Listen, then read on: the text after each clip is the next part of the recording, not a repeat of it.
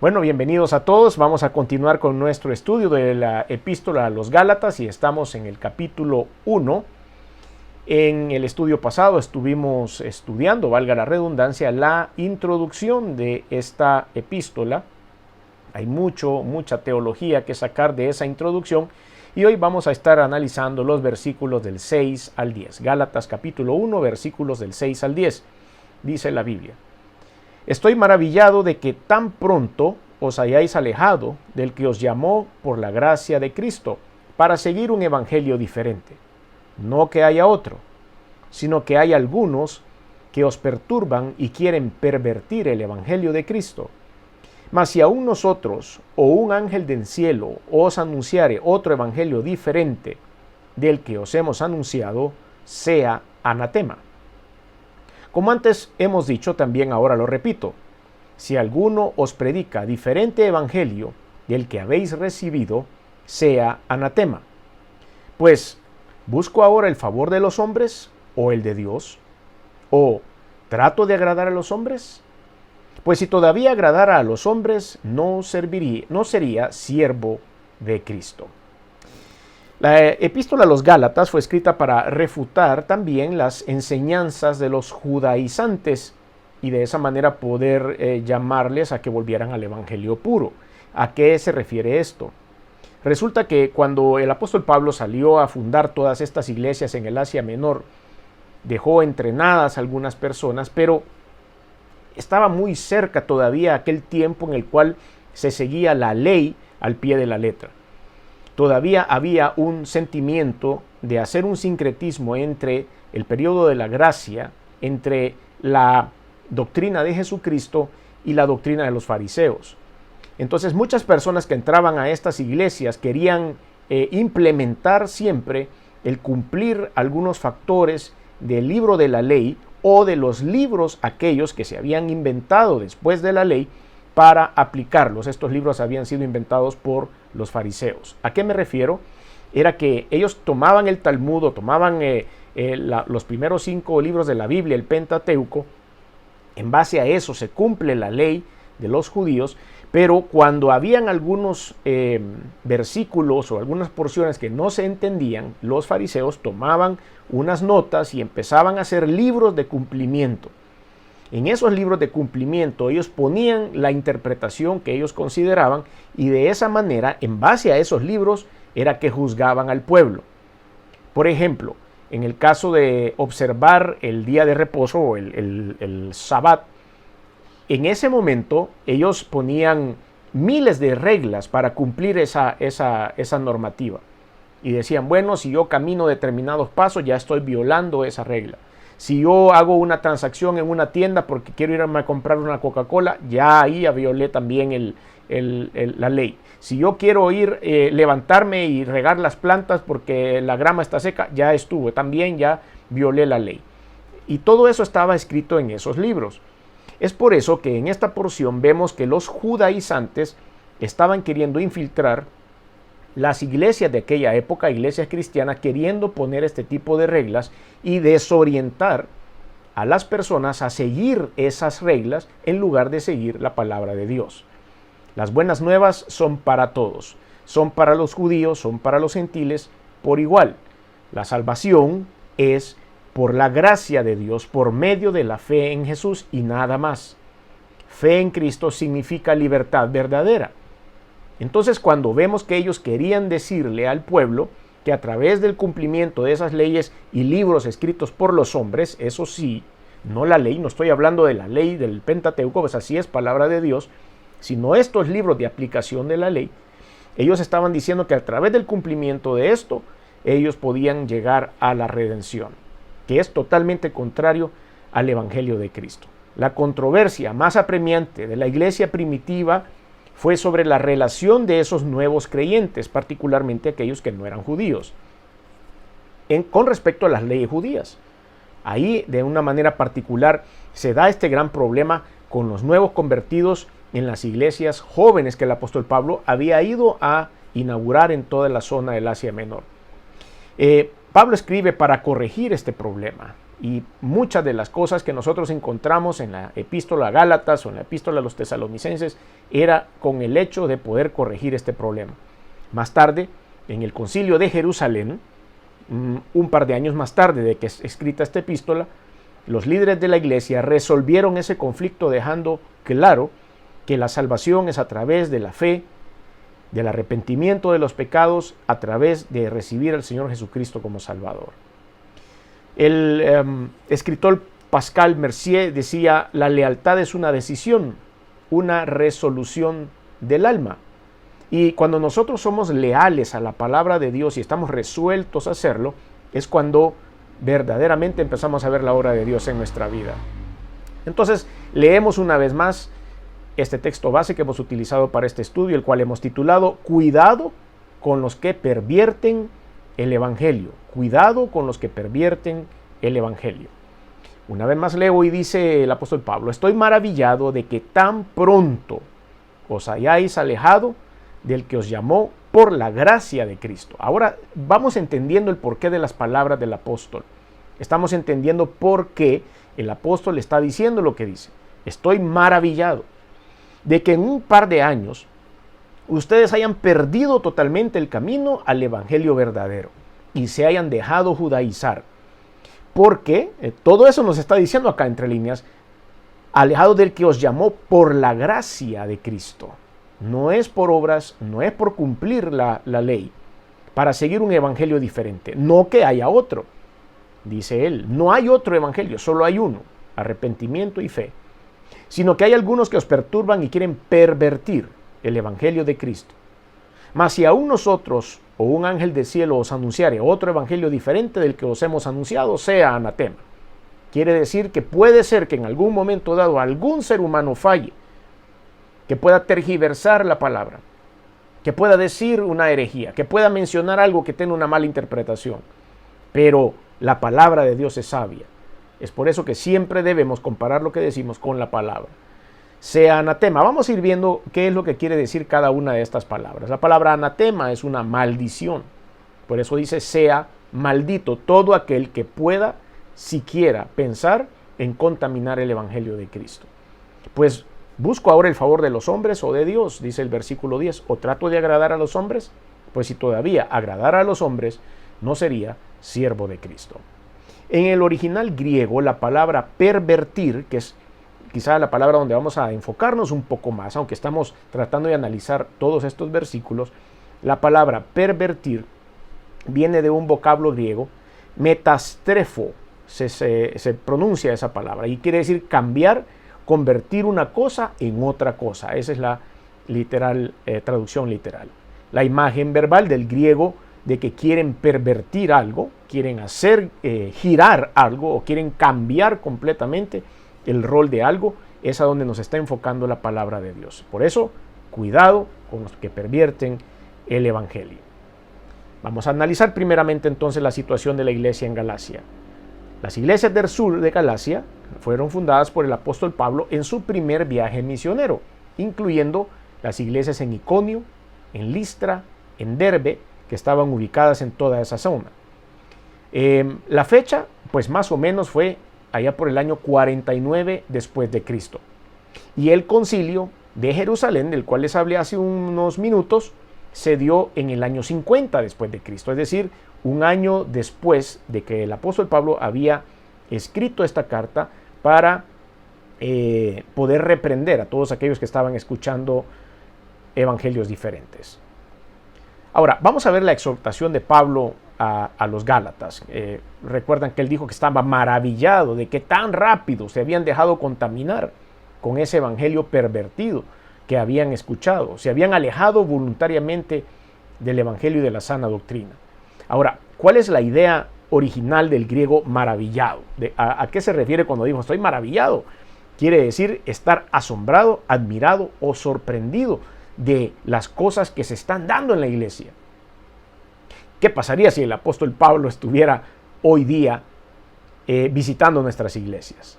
Si escuchara lo que escuchamos, si viera cómo algunas personas empiezan a lucrarse de los diezmos y las ofrendas, que empiezan a robarse diezmos y ofrendas, que casi que asaltan a las congregaciones, con el famoso siembre en esta congregación para que le vaya bien, para que Dios le dé en esa famosa teología de la prosperidad y tantas otras cosas que en un momento voy a compartir con ustedes.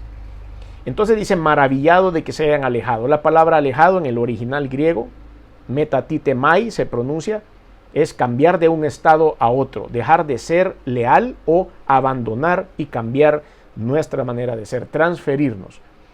Todo esto le estaba diciendo el apóstol Pablo a este pueblo. Por escucharlas a estas personas perturbadoras y pervertidoras del evangelio, los gálatas estaban siéndole desleales a Jesucristo y al mismo evangelio, la pureza de la Biblia.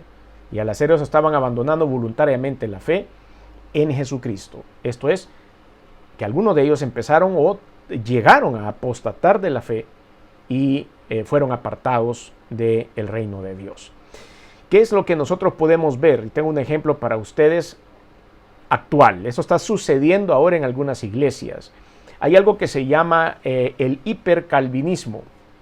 El hipercalvinismo es una corriente de pensamiento dentro de la iglesia evangélica que le da está sobredimensionando la teología de Juan Calvino.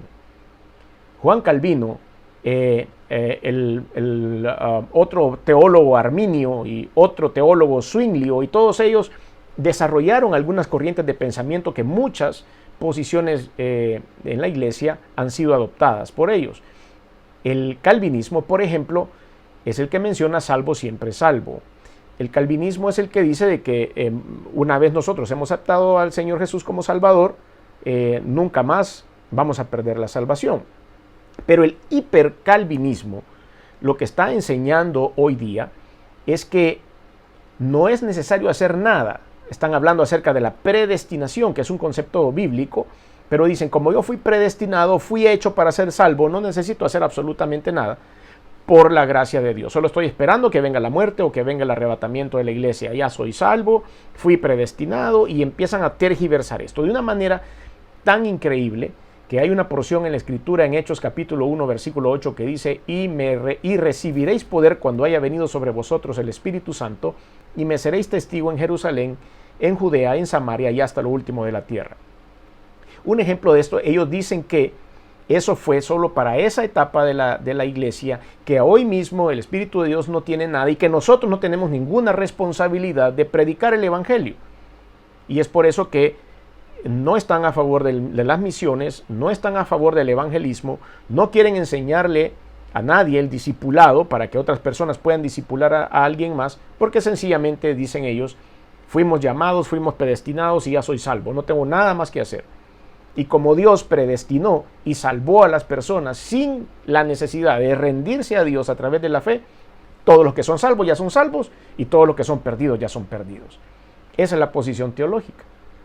Lo primero que se me ocurre para poder votar esa posición es recordarles lo que Dios dijo, o Jesucristo dijo, en la gran comisión. Por tanto, id y haced discípulos a todas las naciones, bautizándolos en el nombre del Padre, y del Hijo, y del Espíritu Santo, y he aquí yo estoy con vosotros todos los días hasta el fin del mundo. Entonces, ¿a dónde quedan esas posiciones?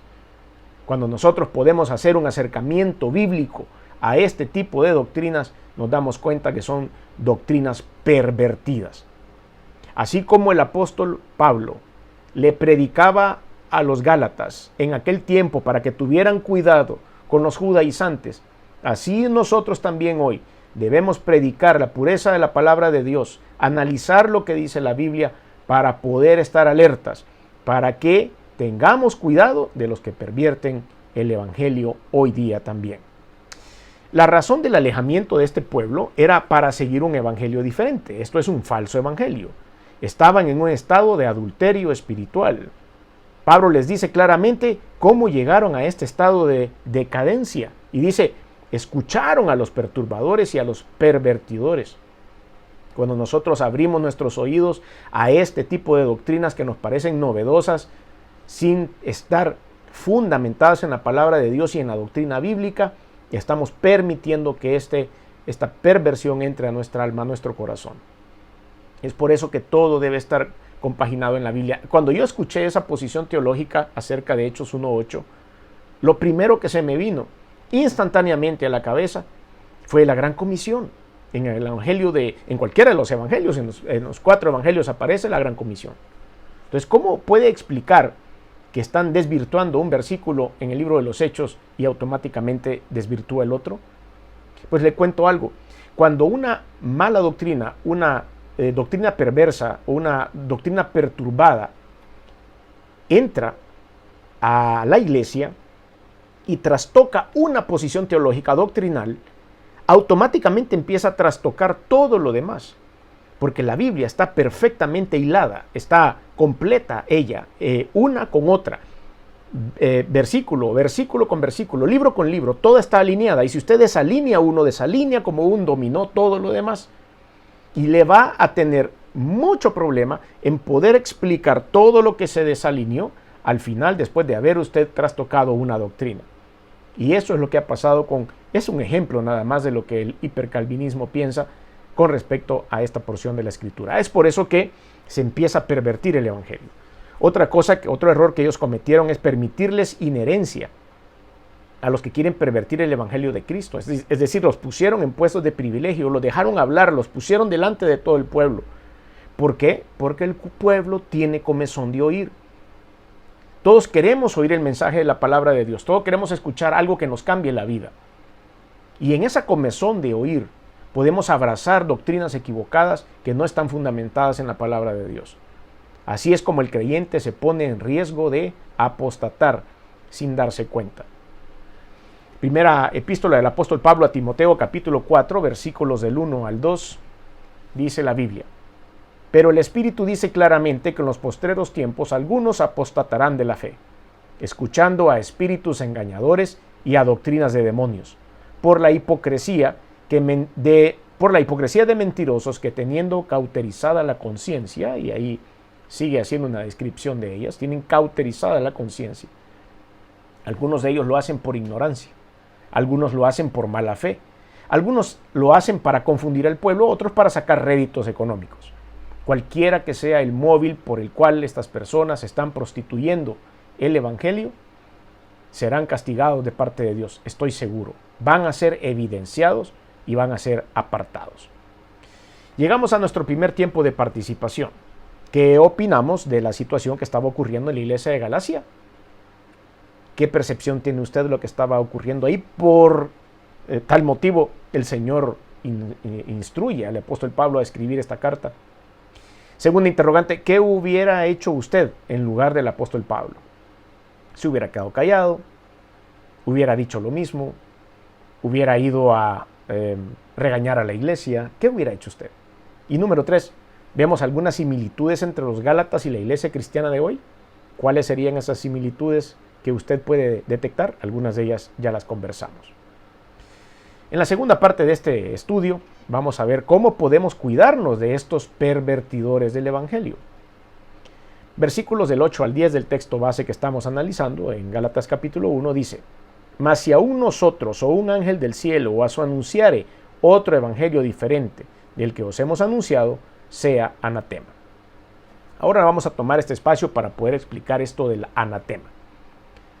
Dice la palabra de Dios que nosotros, aunque parezcamos líderes de la iglesia, aunque nos paremos en un púlpito con un micrófono, o aunque aparezca algo, una gran luz en mi habitación hablándome de la palabra de Dios, debo compararlo con la Biblia. Y eso es lo importante, la importancia que tiene este libro, que es la palabra de Dios, porque es la única referencia que tenemos para comparar lo que oímos.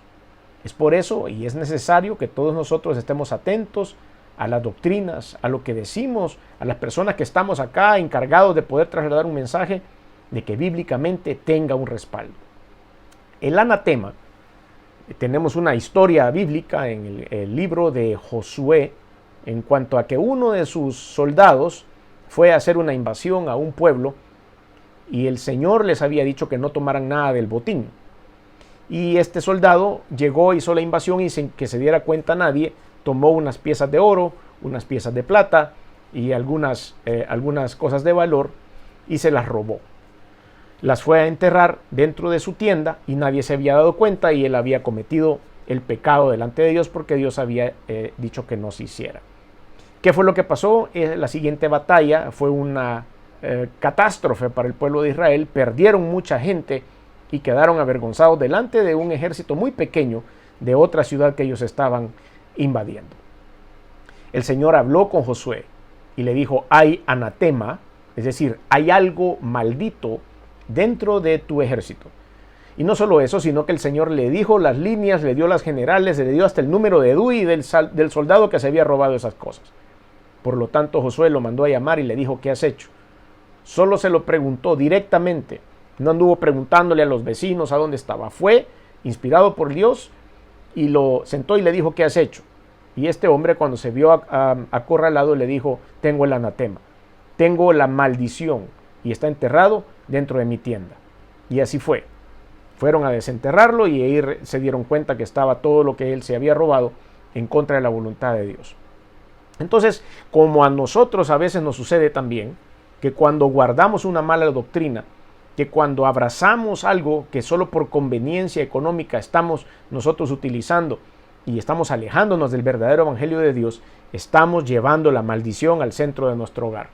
Estamos llevando la maldición a nuestro corazón, estamos llevando la maldición a nuestra vida. Eso es anatema. Estamos llenando de maldición cada paso que damos. Como antes hemos dicho en el versículo 9, como antes hemos dicho también, ahora lo repito: si alguno os predica diferente evangelio del que habéis recibido, sea anatema. Lo dice 2 veces. Pues, ¿busco ahora el favor de los hombres o el de Dios? Y eso debe ser el principio que mueva nuestra vida, nuestro discipulado, nuestra predicación. Cada vez que compartimos un mensaje con alguien, debe ser buscando el favor de Dios y no de los hombres. ¿O trato de agradar a los hombres? Esa otra interrogante que hace Pablo. Pues si todavía agradara a los hombres, no sería siervo de Cristo. No podemos hacer las dos cosas. Entonces no podemos seguir un evangelio contrario. Otro evangelio, como menciona la palabra de Dios. ¿Qué quiere decir Pablo con esto de otro evangelio? En el contexto de lo que estamos hablando y siempre utilizando los vocablos griegos, que es como está escrito en el Antiguo Testamento, el otro evangelio usa la palabra heterón, que significa que niega la identidad del evangelio, que niega la identidad de Jesús y por ende un evangelio diferente. Heterón es la palabra que se usa, diferente u opuesto. Esa es la traducción literal. Por lo tanto, no debe haber otro evangelio. Todo lo demás que se presente como un evangelio o como una revelación que está fuera de los límites de la palabra de Dios es mentira. Tenemos que usar una frase: si no está en la Biblia, no es cierto. Y nosotros nos detenemos en donde la Biblia se detiene. Esa tiene que ser la instrucción de nuestra vida. Toda mentira o cualquier pseudo evangelio está destinada a la destrucción, a la maldición, y no va a perdurar. Vamos a seguir viendo cómo este tipo de corrientes de pensamiento se pierden con el tiempo.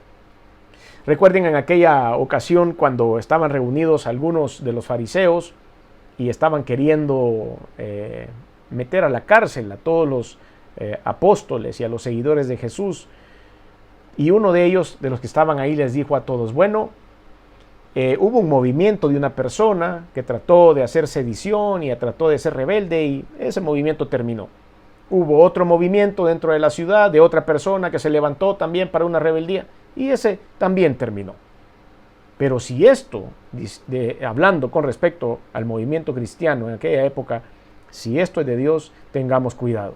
No vaya a ser que estemos luchando nosotros en contra de Dios, le dijo un fariseo a otros fariseos. Quiere decir de que si esto no hubiera sido cierto, que la palabra de Dios o la Biblia no fuera efectivamente el mensaje de Dios a la humanidad a estas alturas del camino, después de más de 2000 años, esto ya se hubiera terminado. Ya fuera vestigio, nada más fueran algunos recuerdos, estuvieran unas cuantas Biblias en algunos museos y ni usted ni yo tendríamos la oportunidad de ser salvos a través de la fe en Jesucristo. Pero esto ha continuado hasta el día de hoy. La causa del destino de la maldición es por engañar a las personas y alejarlas de la verdad. Sí, es una gran responsabilidad que tenemos cuando compartimos la palabra de Dios. No alejar a las personas de la verdad, del evangelio. Y la verdad del Evangelio, como dije hace un rato, es arrepentimiento y fe.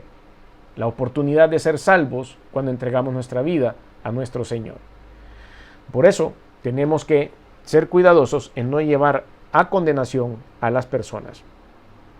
Pero estos prevaricadores, estos que pervierten en el Evangelio, estos hombres que llevan problemas, guían a otros a una condenación eterna. Y es ahí donde ustedes y yo debemos tener todo el cuidado del mundo. Ellos mismos serán objetos de maldición por parte de Dios, que es santo y justo. Ellos tendrán la retribución de hablar cosas que no tienen que hablar. La responsabilidad de poder compartir la palabra de Dios en cualquier nivel, ya sea que le enseñemos a niños, ya sea que le enseñemos a adolescentes, adultos jóvenes, o que le enseñemos a personas adultas, tiene una gran responsabilidad porque tenemos que estar preparados para esto. Tenemos que haber estado en oración, estar bajo la unción del Espíritu Santo y de esa forma poder entregar un mensaje que sea verdaderamente bíblico. Tienen claro, debemos tener claro a quienes queremos agradar. A veces, con el afán de poder ministrar los corazones de las personas que están dentro de la iglesia, nosotros tenemos esa tendencia a dar siempre buenas noticias.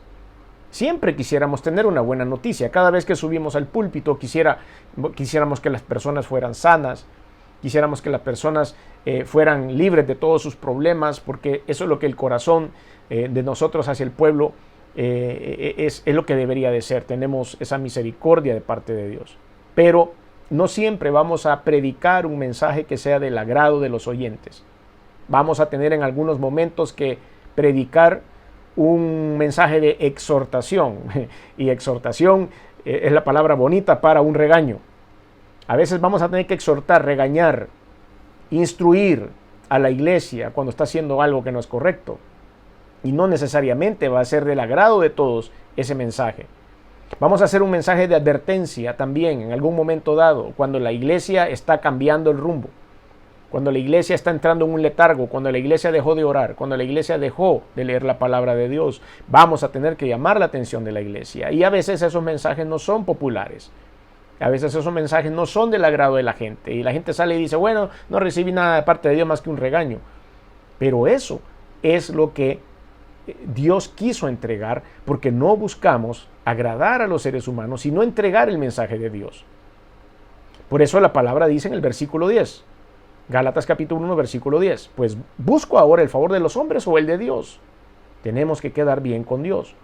Si el propósito es hallar el favor humano, no es un verdadero siervo de Cristo. Pues si todavía agradar a los hombres, no sería de siervo de Cristo. Si nosotros quisiéramos hallar el favor humano y solo predicar lo bonito, y solo predicar bendición, y solo predicar buenas promesas de Dios, no seríamos siervos de Cristo. Siempre pongo el ejemplo de algunos famosos salmistas o de personas evangelistas que llegan de visita a algún otro país y algunas veces siento que la introducción a sus presentaciones son de bendición para el pueblo y siempre prometen, hoy sí el Señor me dijo que esta ciudad va a ser bendecida, hoy sí el Señor me dijo que van a suceder milagros esta noche, hoy sí el Señor me dijo que aquí va a ser sanado, hoy el Señor me dijo que esta nación va a ser una nación bendecida, el Señor me dijo que van a salir de este problema, el Señor me dijo esto y lo otro, y la gente se enardece y la gente crece y la gente aplaude y llenan de fe. Pero ¿cuántas de esas promesas verdaderamente se cumplieron? ¿O era nada más para calentar el momento de la presentación y de esa manera hacerlos entrar en la adoración? Lo cual está bien, entrar en la adoración, pero no sacrifiquemos algo que Dios no ha dicho. Si Dios no lo ha dicho, no tengo por qué decirlo en el púlpito.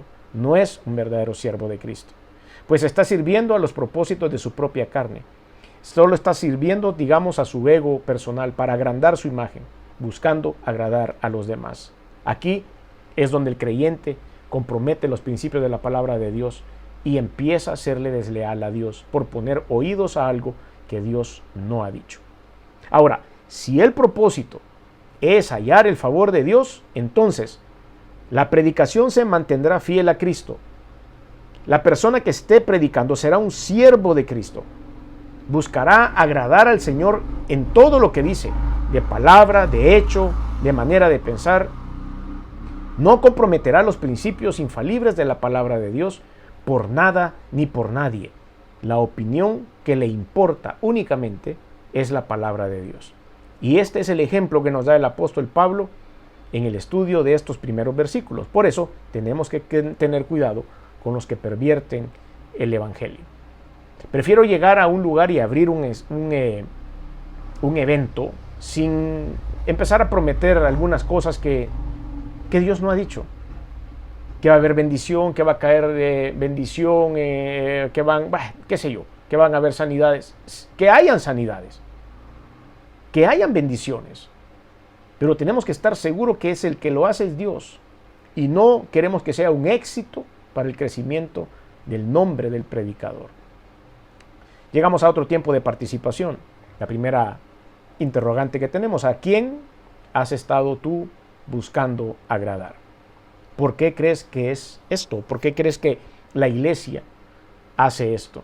Número 2, ¿queremos comenzar una vida que busque agradar a Jesucristo por sobre todas las cosas?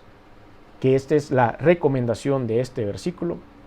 La iglesia de Dios recibe un llamado para la vida en esta oportunidad. Cuidado con los pervertidores que cambian el evangelio santo de Jesús para engañar a las almas y llevarlas a una condenación eterna.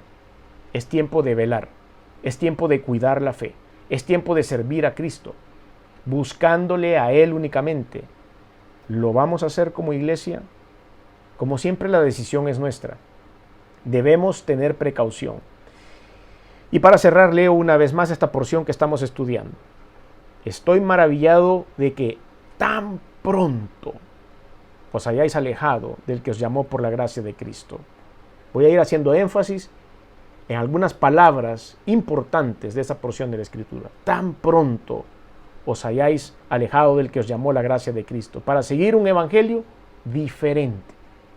Algo que no les enseñé, dijo el apóstol Pablo. No que haya otros, sino que hay algunos que perturban y quieren pervertir el evangelio de Cristo. Lo contaminan con corrientes de pensamiento que no son bíblicas. Mas si aún nosotros o un ángel del cielo os anunciare otro evangelio diferente de lo que os hemos anunciado, sea anatema. Estamos metiendo la maldición en nuestra vida, en nuestra casa, en nuestro corazón. Como antes hemos dicho, también ahora lo repito: si alguno os predica diferente evangelio del que habéis recibido, el evangelio se recibe. El evangelio se escribe en nuestros corazones a través de la unción del Espíritu Santo. El Espíritu de Dios nos da la convicción. Sea anatema. Pues busco ahora el favor de los hombres o de Dios. ¿A quién queremos agradar?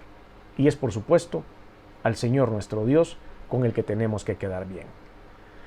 De esta manera hemos querido compartir con ustedes esta porción de la epístola a los Gálatas, capítulo 1, versículos del 6 al 10. Y yo quiero invitarte a que puedas aceptar al Señor como Salvador. Como dije hace unos minutos, a través del arrepentimiento y la fe. Esa es la única fórmula que escribe la palabra de Dios, con la cual nosotros podemos llegar a ser salvos, a obtener el perdón de los pecados y la justificación para vida eterna. Por eso te invito que ahí donde estás, cierres tus ojos y hagas conmigo esta oración. Señor Jesús, reconozco que he hecho cosas que no han sido de tu agrado. Perdóname, me arrepiento. Reconozco que veniste al mundo hecho hombre, que te colgaron en una cruz y que la sangre que derramaste ha servido para limpiar mis pecados. Reconozco que resucitaste al tercer día y que estás sentado a la diestra de Dios. Por lo tanto, hoy abro mi corazón y te recibo en él como mi único y suficiente Señor y Salvador. Por la fe, creo en ti. Cambia mi vida y oriéntame para poner mis ojos y mi vida solo en ti. En el nombre de Jesús. Amén y amén.